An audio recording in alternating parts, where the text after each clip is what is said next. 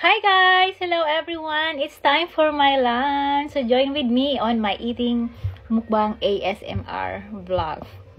Charot. So I have mung bean soup. So this is mung bean soup guys, or munggo rice.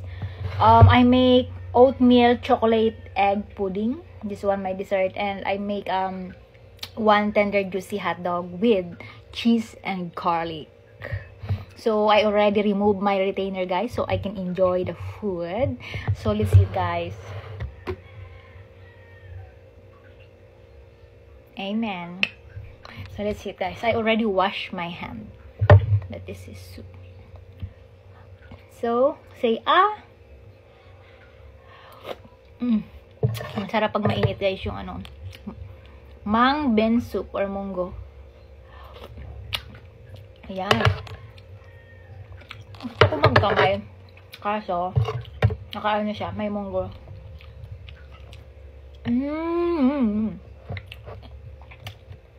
This is the hot dog. Malamig yung kanin ko kasi kanina pang umaga niluto ni mama.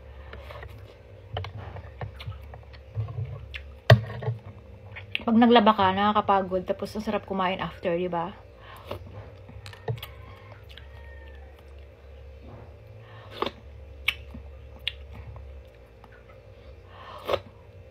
Next time, I will bought a mic so I can put here so you can hear the perfect sound.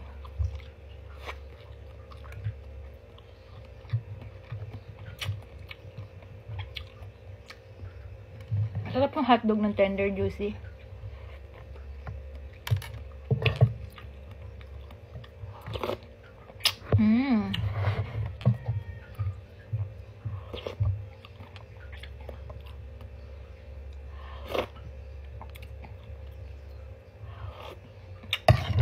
Kain tayo guys. And then after 2 hours or 3, mag-exercise ako. Kaya umaga, kinain ko ay I just eat bread, one piece, little piece, and then coffee. Then naglaba ako. And now this is my lunch. Itong munggo leftover to kagabi. Kasi ako lang naman tao dito. Pumasok sa school, si mama sa work. Taong bahay ako.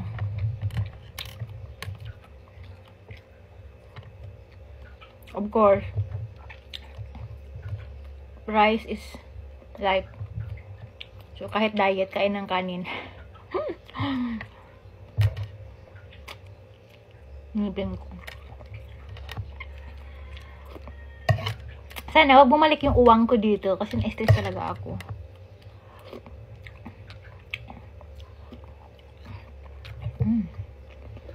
Harap.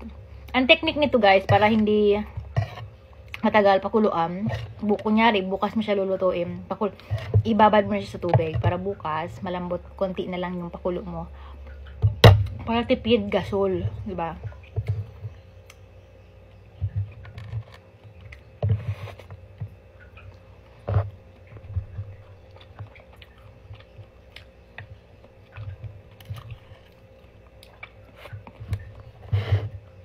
Masarap yung may cheese.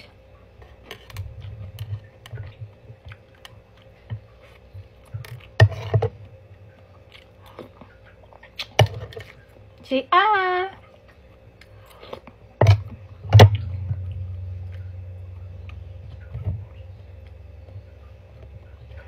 this is the homemade. This is 2 cups of oat.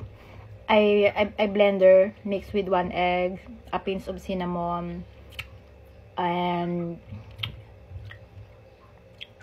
chocolate tabarilla from Bicol. Tapos binake ko siya. Namang dun.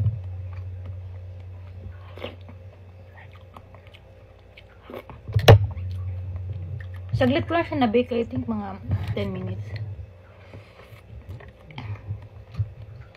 Pero mas bet ko yung hindi siya pig-blender para pag ginain mo, medyo siya, meron ka mangunguya na oatmeal. Ito kasi, yung pig-blend ko, yung outcome niya, naging pudding. Yung alam mo yun, malambot yung loob.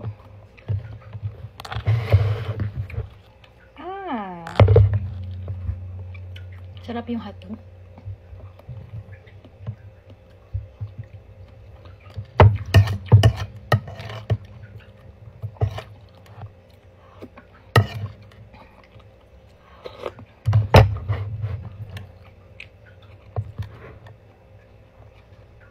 Mayroong mga tao na ayaw nila nakain na nakakamay. O yung iba naman, ayaw nila ng nakakakita ng kumakain na kamay. Pero, ano naman to common. Kasi, kahit sa Saudi nga Malaysia, mga nagkakamay ang mga tao. Chinese, nagkakamay din.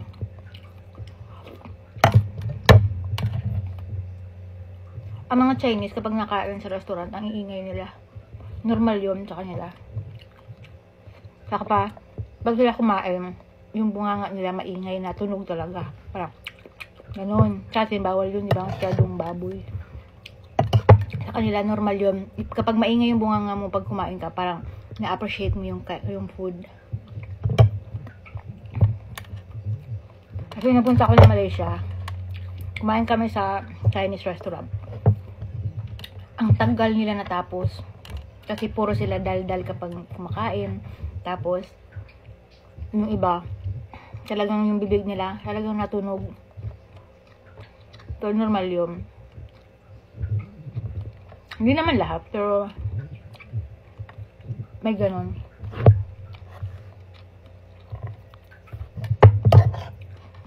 Sa iba naman na lugar, ang manners nila, kailangan pag nakain ka, bawal magsalita. Kailangan close ang bibig, di ba? Kaya iba-iba tayo. Kasi ano dapat daw, pag nakain, mayroong decency. Yung bawal makita ang ngipin. Bawal magsalita. Kaya iba-iba. Sarap, guys.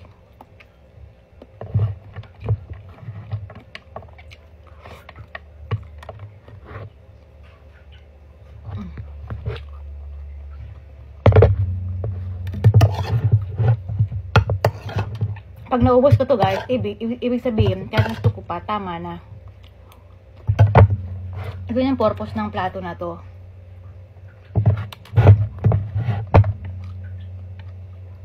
Rice, vegetable, fruit, soup. Parang ganun yung ano niya.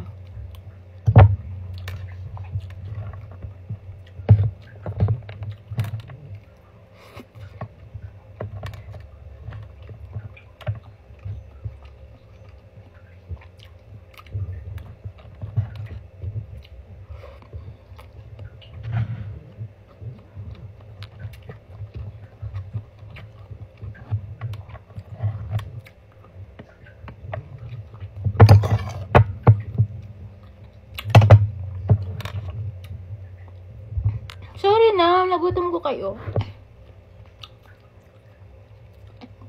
So, hindi ko na kayo isasama pag natapos ko yung pagkain. So, ngayon guys, magbabay na ako. Thanks for joining with me and see you on my next eating show. Love, love!